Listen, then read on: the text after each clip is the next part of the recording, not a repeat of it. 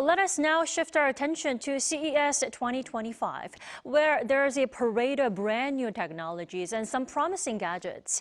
We connect with our Hye-ryeon in Las Vegas. Hello there, Hye-ryeon. Hi, Dami. It's good to hear from you. So, Hye-ryeon, it's a day 2 at CES. Let's start with how South Korean firms are stealing the show. Well, Dami, I am happy to say that Team Korea has a strong presence at CES this year. I was greeted at the entrance of the Venetian Expo, which is the convention center that I'm standing in currently, with rows upon rows of banners for the South Korean firms here on display.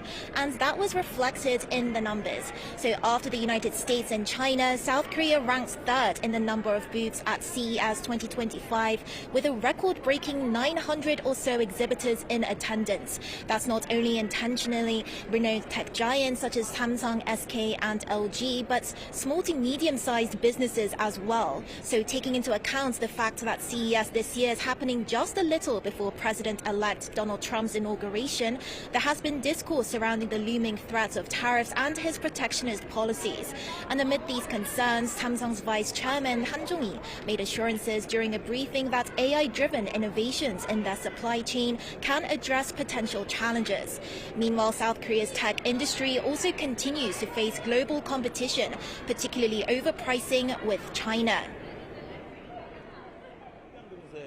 Korea has also made strides, moving beyond focusing on quantity to improving quality, which I take as a hopeful sign. SK's collaboration with major AI companies in the US shows that South Korean companies are taking a role in AI on the world stage. As a Korean, I think that's something to be proud of. SK Group's chairman, Choi Tae-won, reportedly met with NVIDIA's CEO, Jensen Huang, to discuss their partnership, expressing his confidence in SK Hynix's technology as he revealed that the South Korean tech giant's development speed recently surpassed that of NVIDIA's. Chen noted that whilst NVIDIA previously pushed SK Hynix to accelerate development, the dynamic has shifted. Well, Hye-ryeon, I'd like to point out how you mentioned that many of the innovation awards were won by, startups and SMEs this year. Tell us more about that.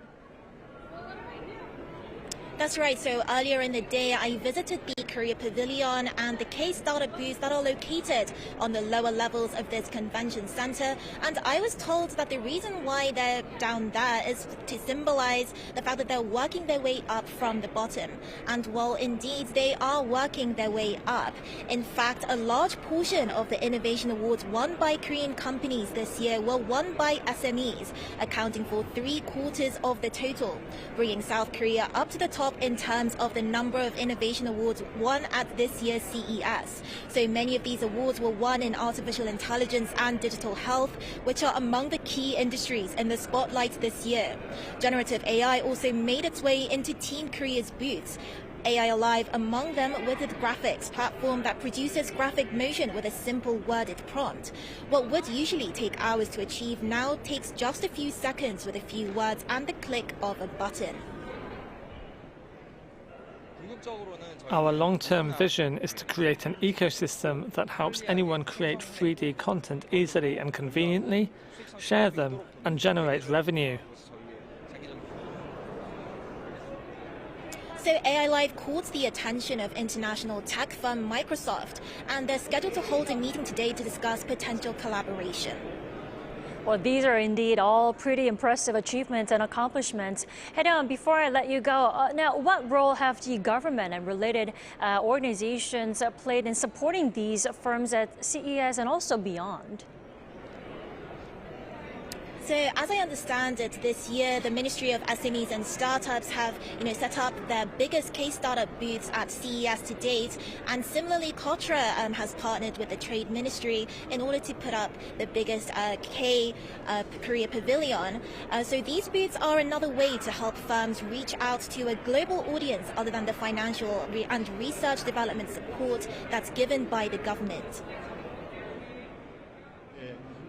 We form delegations to places such as CES to help firms meet buyers locally and find partners in order to enter the global market.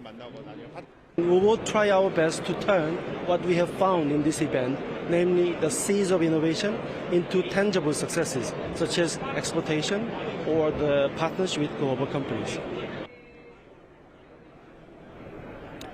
Right, so that's all I have for now, but I'll be back in a later newscast with a more detailed account of all the South Korean tech that I've seen today.